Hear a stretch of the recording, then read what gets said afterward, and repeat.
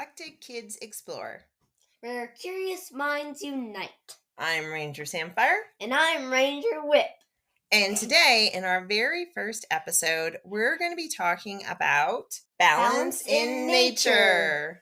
So if I say balance to you, Ranger Whip, what comes to mind first when you're thinking about balance without even worrying about the nature part? What does balance mean to you?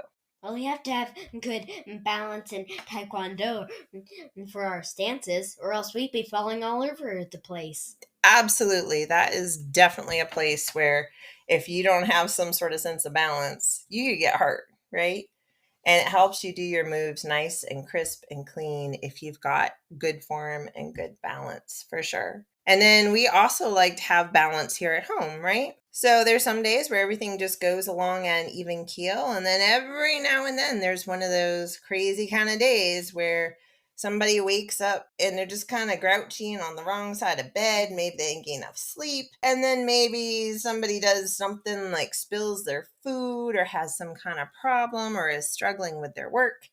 And then maybe the dog acts up and chews on something. And all of a sudden, a whole day can just go all out of whack, right?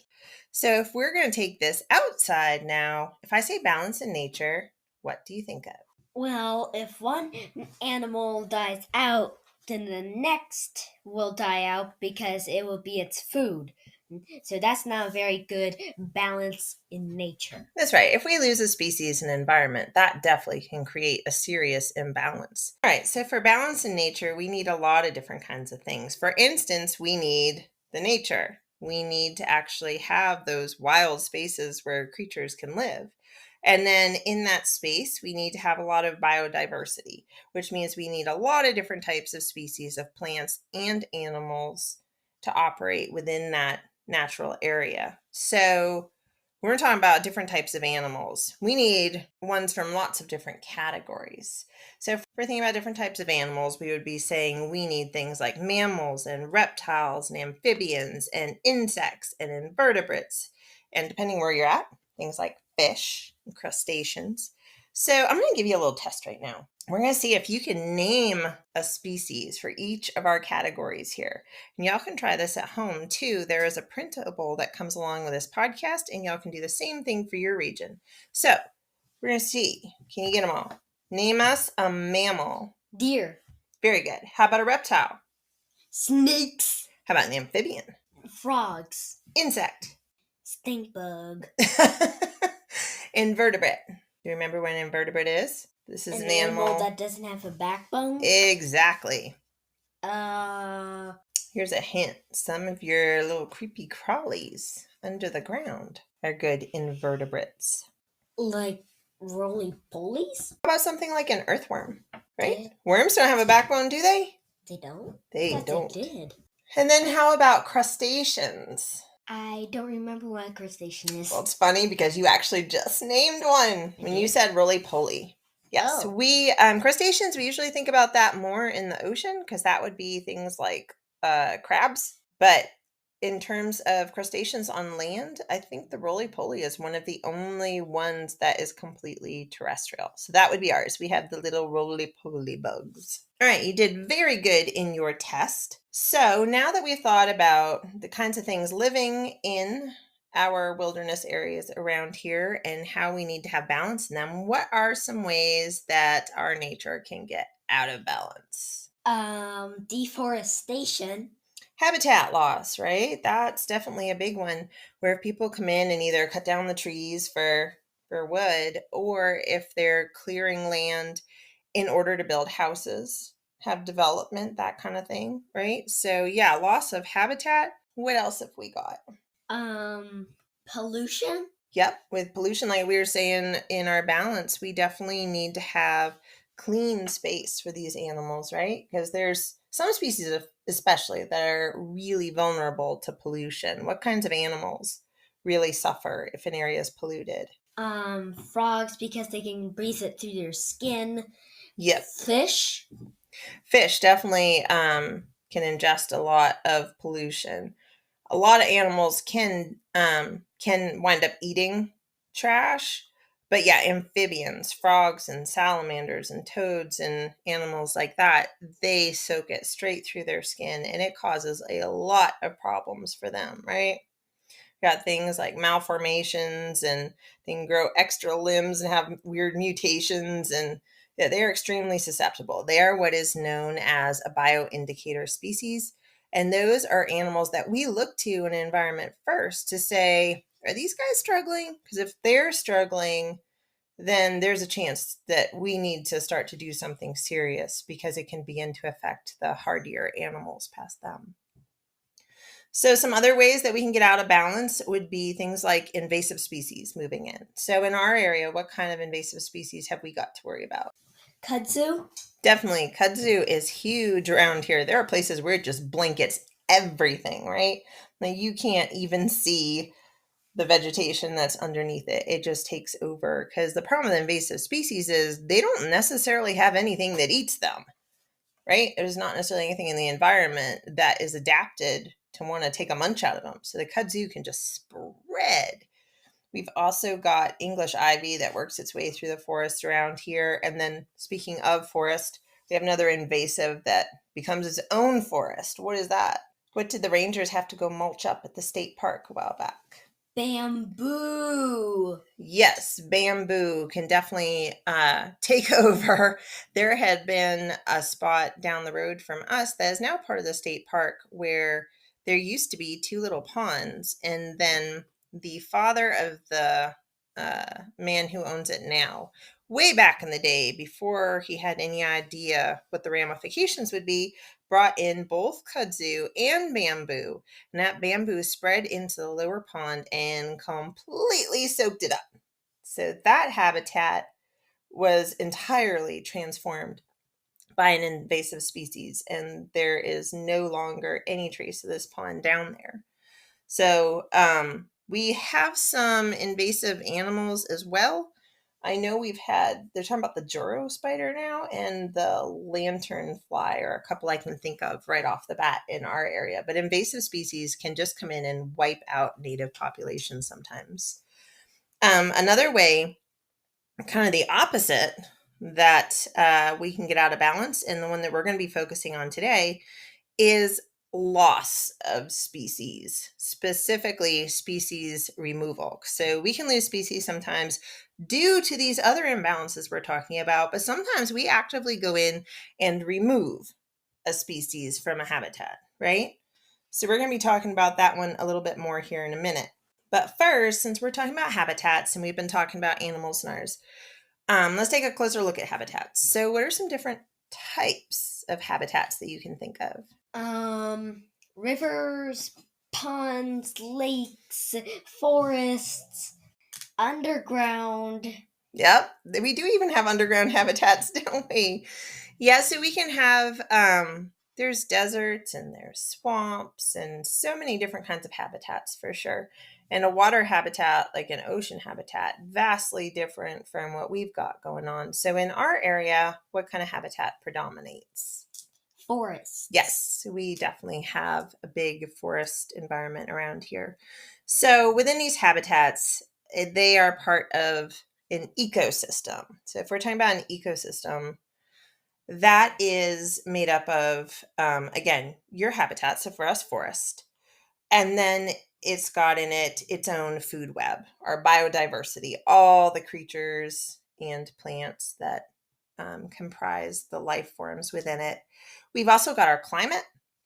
Now, climate is different from weather, right? Weather, what is weather? Where it can snow, rain. It can have thunder and lightning. Right, it's what's going on outside the window right now, right? Like the forecast. If you look up to see what the forecast is, that's your weather. Your climate, though, that's a little bit different because that's what goes on over a long stretch of time. That's where all those days of weather pile up and folks look at them and compile the data and they say, okay, this is what your area is going to have in an average year. So what kind of a climate do we have? Is it an Arctic climate? No. No, not so It's much. warm climate, It but is.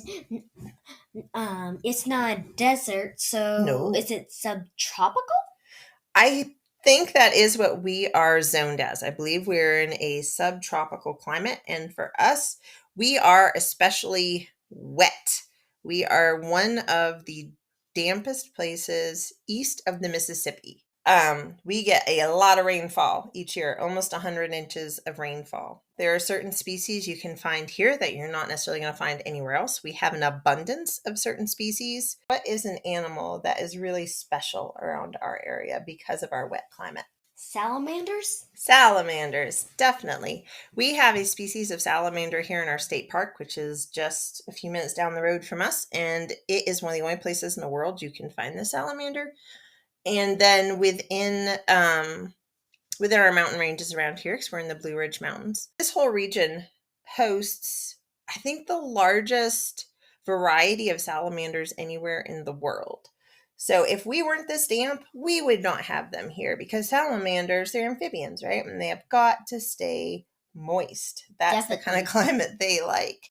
And so then another thing within our ecosystem is we have to have resources. And by resources, we mean things like food and water and shelter. So all those things put together make up our ecosystem that we need to keep balanced. All right, so now to take a little bit closer look at our own personal region that we've been talking about a little bit more here. We have said that we primarily have a forest habitat. We are specifically very lucky around our area because within our county, I had read recently that over 50% of the land where we're at is public lands, which means it's protected spaces. This is habitat. It is that room for nature to thrive in. And then we also are known for having some really clean waters. For instance, one of the lakes nearby to us, I believe, again, we're talking about east of the Mississippi, is supposed to be one of the cleanest, if not the very cleanest, mountain lake, which can seem odd because we've been there and going around the shores, which is right up against a road, we see a lot of trash, don't we? A lot of it. I know. So you can look at that and say, well, that's kind of scary if that's the cleanest one out there.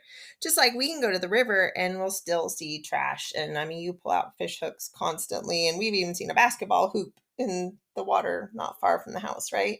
Uh-huh. So you never know what you're going to find. And they host annual river cleanup days and all that. And yet we are known for having some pretty clean rivers, which makes me not want to see a dirty one. Yeah.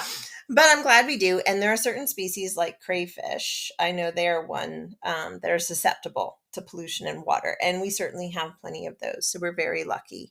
And again, we were talking about our salamanders in our region. We are also home to the hellbender salamander, who is threatened or endangered at this point. There's regions where the hellbender is disappearing.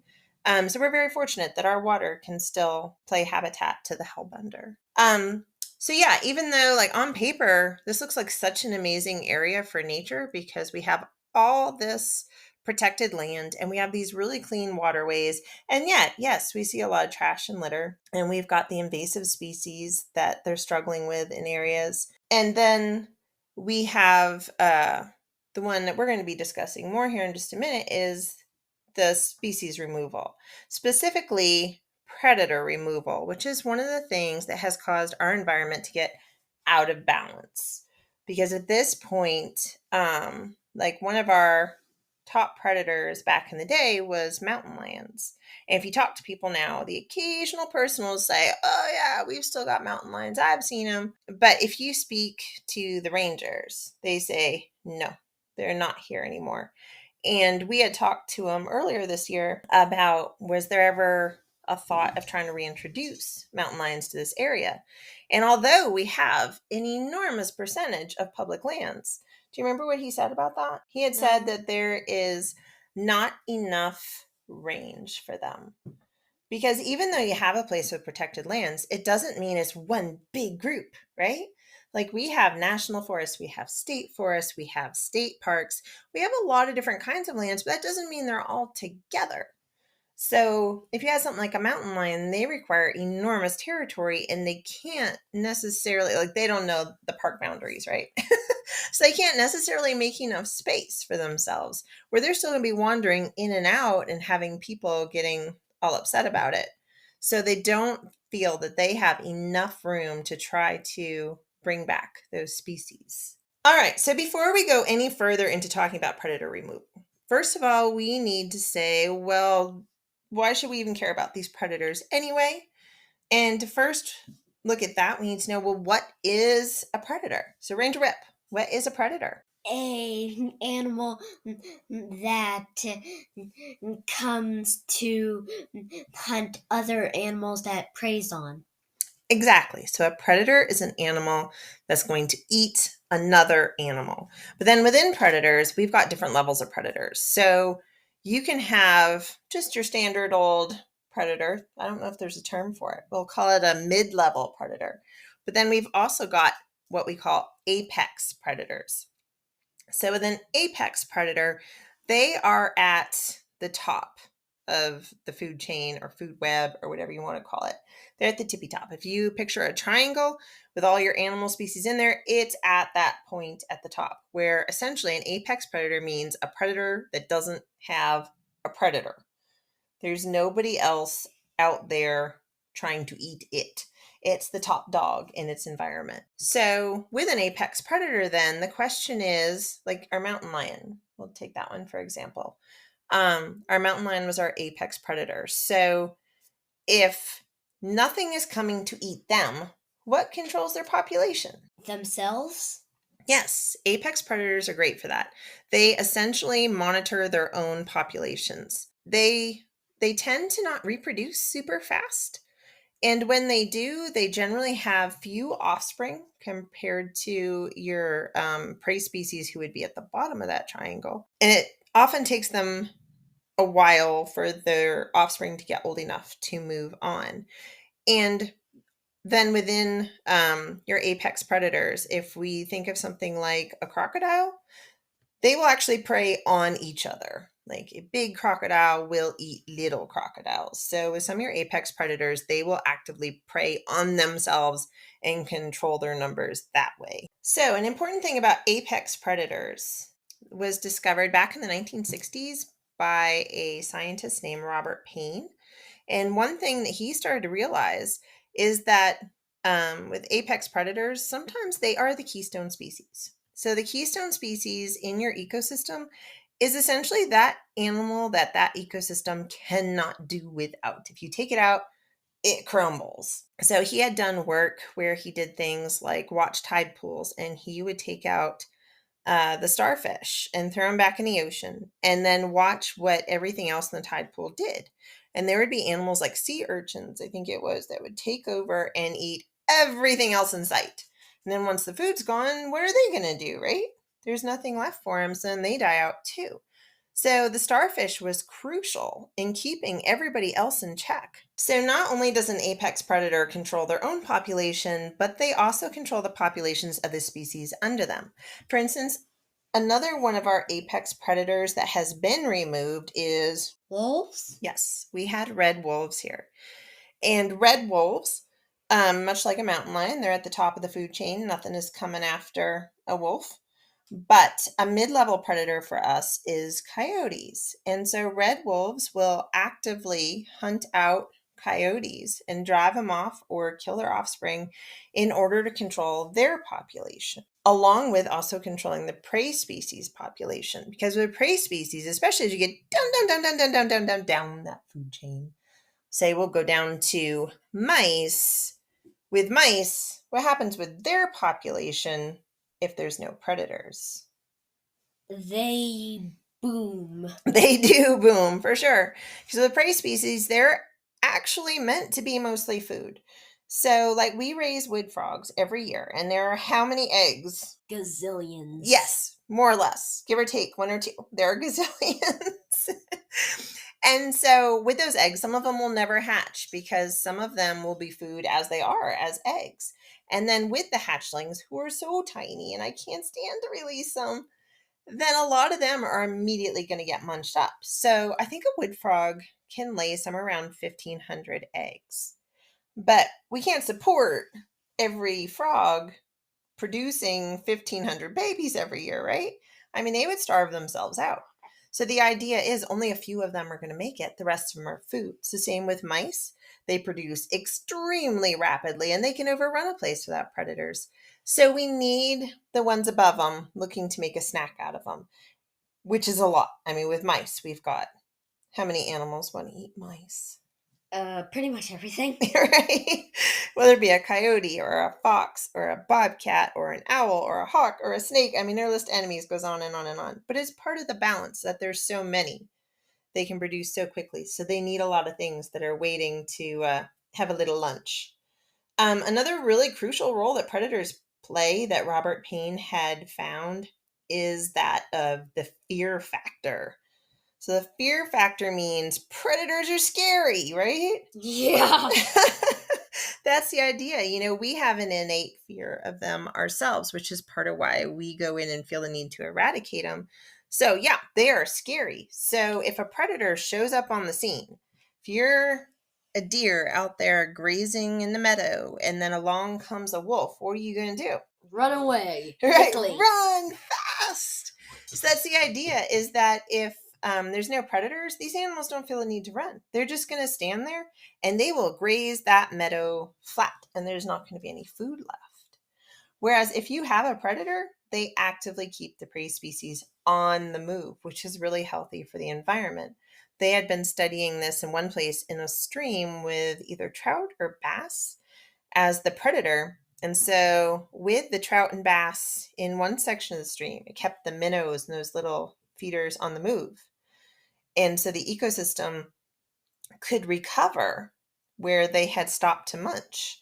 Whereas they blocked off the predators in another part of the stream, so there was only the little feeder fish. And those feeder fish would just eat up everything. There'd be no algae left. They would just clear the system out. So we need predators just to keep these prey species on the move so that a habitat can recover and grow back and be healthy, right? Definitely. So, to summarize, looking back, in order to have some balance in nature, we need to have space. And that space needs to be clean and healthy, have areas where they can hide, where they can make their homes, where they can find their food. We need to have lots of different species. We need a good biodiversity to keep everybody healthy. With that biodiversity, we want it to be native species. We have some non-natives. There is a difference between invasive and non-native.